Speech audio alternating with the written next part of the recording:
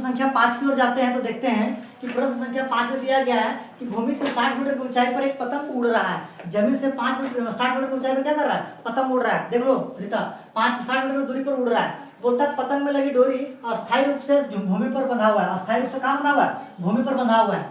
बोलता है भूमि के साथ डोरी का झुकाव 60 मीटर का है। तो इसका झुकाव जो है ना 60 डिग्री का है। कितना डिग्री का? 60 डिग्री का है।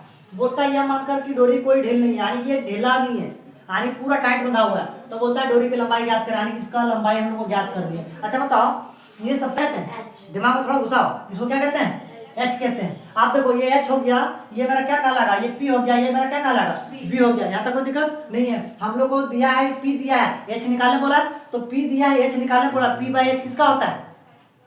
पी बाई एच किसका मान होता है? अभी बताएं तुरंत हम लोग को। साइन का मान होता है। किसका मान होता है? तो हम लोग निकालें क्या? हम लोग निकालेंगे कि हम लोग को दिया गया है ये भी बराबर दिया हुआ है कितना? 60 मीटर। और हम लोग का एंगल दिया हुआ है, थीटा का मान दिया हुआ है। थीटा का मान कितना दिया है? थीटा का मान हम लोग को दिया है 60 डिग्री दिया हुआ है।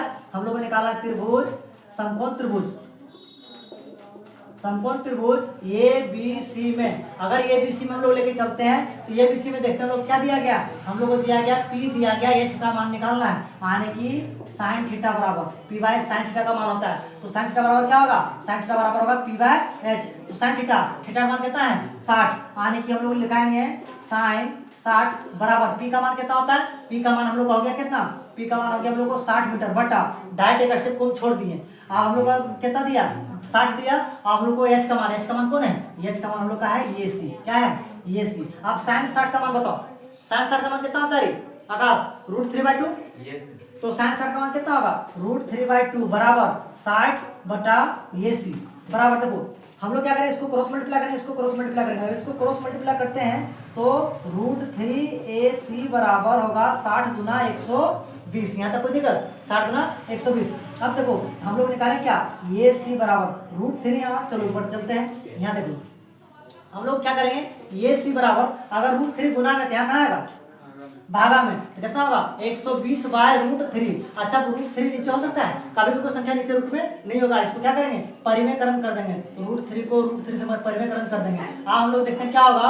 हम लोग होगा 120 को √3 से गुना करें, कितना निकलेगा? 120 √3 बटा √3 को √3 से गुना करें, क्या निकलेगा? केवल 3 निकलेगा। आप 3 का टेबल 120 कितना बार कटेगा? 40 बार में, यानी कि एसी बराबर क्या होगा? एसी बराबर हम लोग लिख लेगा 40√3। ये किसमें? मीटर में, तो मीटर हो गया इसका आंसर। यहाँ तक कोई दिक्कत? यानी कि डोरी की लंबाई कितना होगा? डोरी की लंबाई होगा 40√3 मीटर।